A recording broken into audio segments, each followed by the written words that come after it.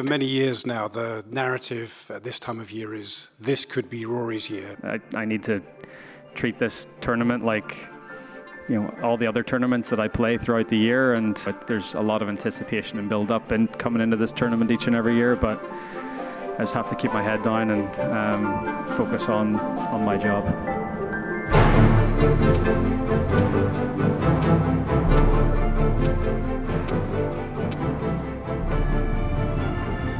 Oh, technically it's my day one. I flew in Monday night, got in at 1 in the morning. This is the only golf course and tournament I would ever do that for.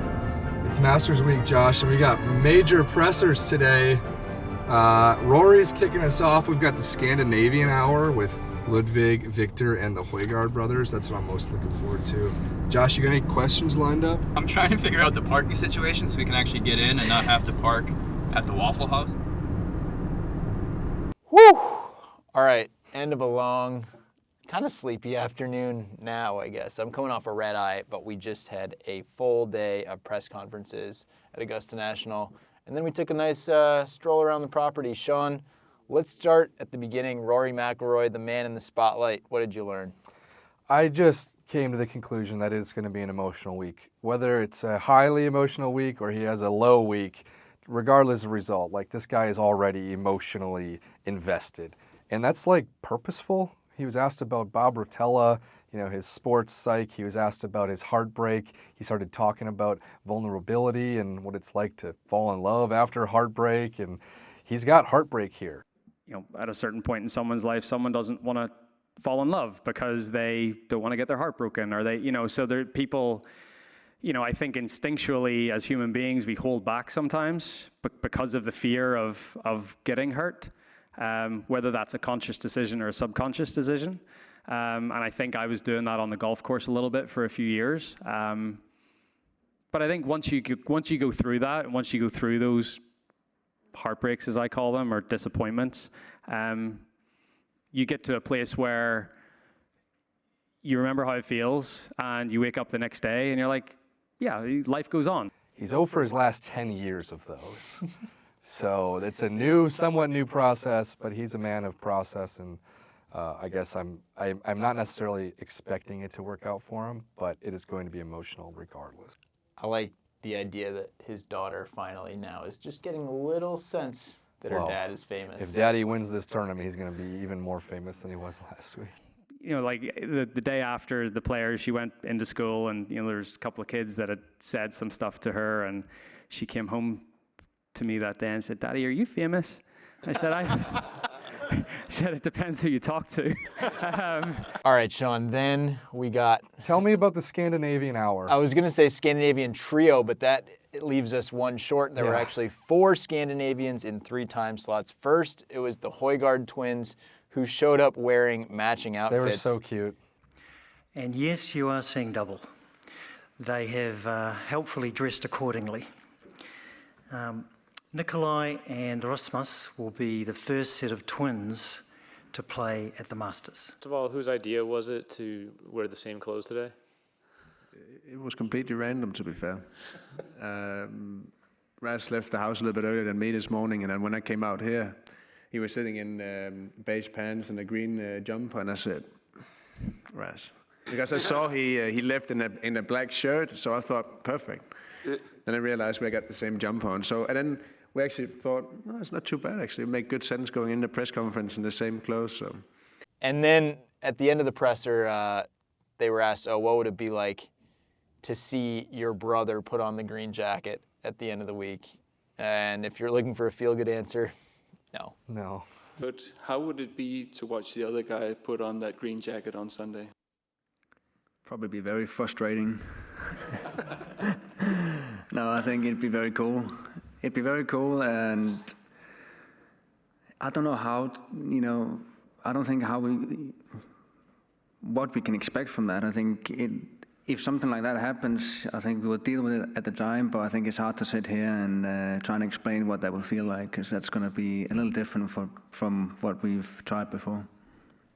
I like the way Rasmus says majors. He says, majors. Many majors. Majors. I don't know. You're gonna have to play it. That's Dylan doing an Australian, doing a Danish accent. Yeah. Good stuff there. Did anyone ask Viktor Hovland about aliens? Yes, our coworker Nick Piastowski. In the news, and it really comes down to kind of what is ontological truth and kind of how we view reality itself. More importantly, he compared himself to Eminem's character in 8 Mile. Marshall Mathers. If you've seen 8 Mile with Eminem there, it's like before his final rap battle there, he just kind of disses himself. So one other Viktor thing I thought was super interesting was he talked about the way in which Augusta National is challenging and how you cannot hide out here. That maybe led to my favorite soundbite of the day. It forces you to be kind of at the best in every single part of your game to be able to win this championships. And I think that's just a sign of a great tournament, that it truly tests the best players. Bryson's back. He was fully definitely doing his thing. Fully Bryson. Just trying to find that driver that acted like when I shot 58 at Greenbrier. So if I had that driver, it'd be great. But I don't want to use it because I don't want to change the face curvature and change the dynamics of it. I want to have that head just as it is. And then, of course, Sean, there is the defending champ. If he wins this year, Scottie Scheffler would have 3 out of the last 4 Masters tournaments. Save some for the rest of us, Scottie. Are you guys going to have any kind of fun, make your own ravioli station, or going to be sharing any tips on ravioli making? In terms of if I was trying to take out the competition, I would definitely do a demonstration. I wanted to go watch Brooks Koepka, live golfer, play with Fred Couples, live hater, in the same group as Adam Scott, PGA Tour negotiation specialist, and Justin Thomas, PGA Tour advisory council member. That group, I would argue, is not together by accident. We asked Fred Couples. He said, no, we've been trying to get this together for a couple weeks. Usually Tiger Woods is in that spot. Tiger popped his Achilles. He's not here this week. Brooks Koepka comes back in. If I had to guess, there's a little bit of a recruitment strategy there. Just saying, hey, Brooks, at the end of your live contract, we got a spot for you. Come on back. I don't know literally if that happened. That would be my guess. That pulled us out to the course. Like, if we get the weather we had today the rest of the weekend, I am going to be obsessed with this Masters. It will be a great leaderboard. It will be 68 degrees with a little bit of a breeze and sunny. The leaders will probably be at 14 under. It'll be up to Scottie and Rory to get it done. I don't know. Today felt like the perfect start when yesterday was a washout. A couple course things. It poured yesterday, but the greens are already recovering pretty nicely. They're a little slow, but I'm sure they'll ramp up. And the absence of trees, it's hard to know exactly when you're walking around out there. You can't Google stuff. You don't have your phone, but you're like, I know there was a tree there. I know that view wasn't there. Sure. You can see Augusta Country Club next door from the clubhouse in a way that you really couldn't last year. There's some sight lines that have opened up, some new, the 9th tee shot, you can take it over the left corner. The 10th tee shot, you can allegedly take it over the left corner. I think guys might be looking at each other through the trees a little bit more. When you're walking up the first fairway, you're peering at who's charging down the 9th fairway. That did not used to be a viewpoint. When you're walking down 10, you're looking through and seeing guys coming up 18. I just think there'll be a little bit more of that because there are trees that are no longer here with us. I don't know why we care about these trees as if they are loved ones that have passed in the last couple months, but that's all everyone wants to talk about. They are. So they matter out here. They are loved ones. And as Fred Couples said, there's still a lot of trees out here. Of course, it's the final Masters. If he still wants to come back, I'm Rory more than called him happy, Iron Man today. Bernhard Langer, and I believe from what we heard, he was riding in style.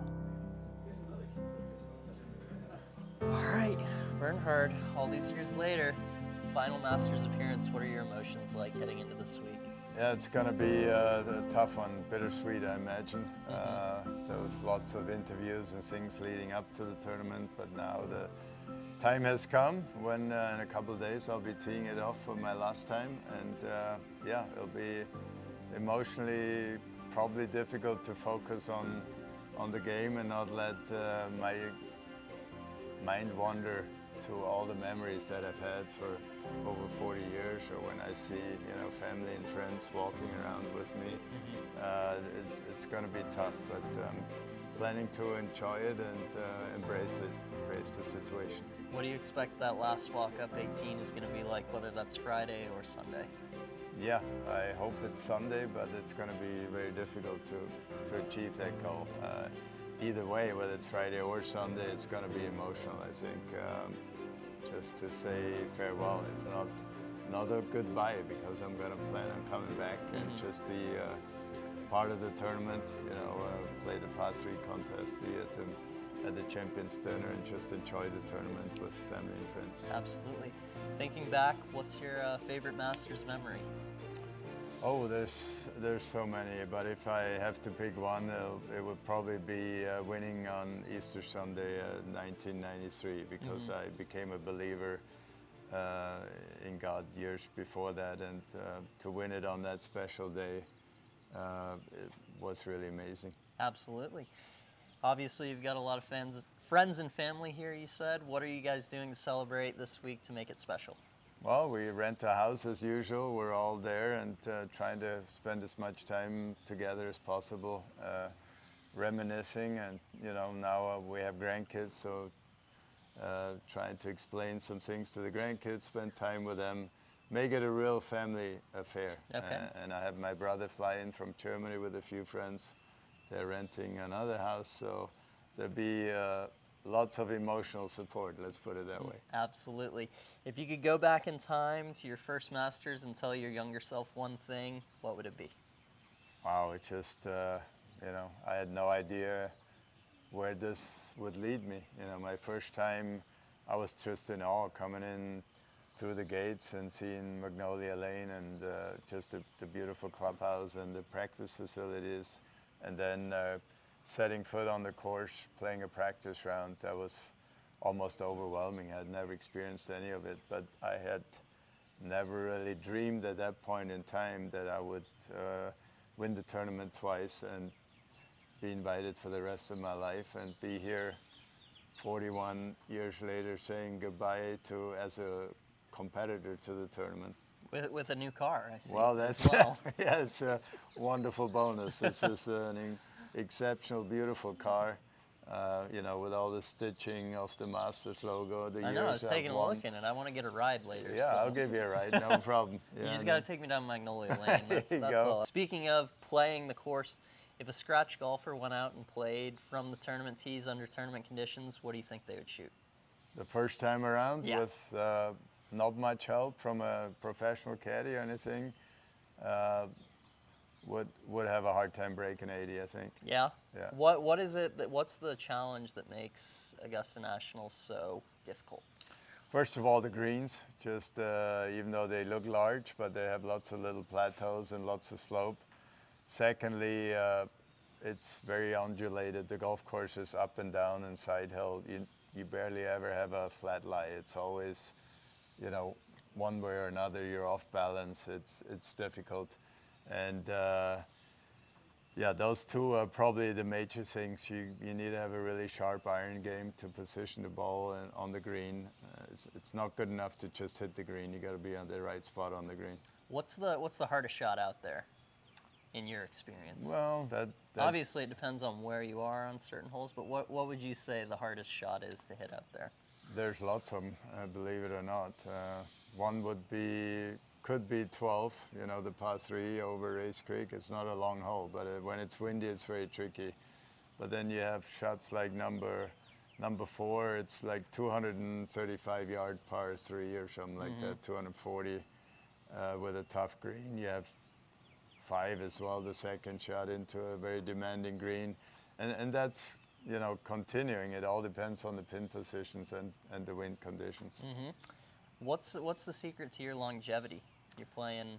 Well, there's a lot goes into that. You know, you got to be healthy to be able to swing and move the way you want to work on your game. So health was one of the main things, but then you need a good technique. You got to have a strong mind. You got to embrace pressure, be willing to sacrifice and be on the road by yourself. You know, spend weeks and weeks in hotels when the family is at home, stuff like that. You need a good caddy, a good coach, good support system with wife and children. And so it's like, I always call it, it's like a puzzle. And you need all the pieces together to be able to play at the very top for a long time. Well, you've obviously maneuvered those pieces well to be playing all these years later. What's your favorite food item from the concession stand at Augusta National? One of my favorite things would be a tuna salad sandwich. Yeah? Yeah, that's what I like. All right, and one more food-related question. Who's had the best champions dinner in all the times that you've been? Well, it's got to be my sauerbraten, I imagine. You know, that topped everybody else. Yeah, I mean, you got to go with yourself, right?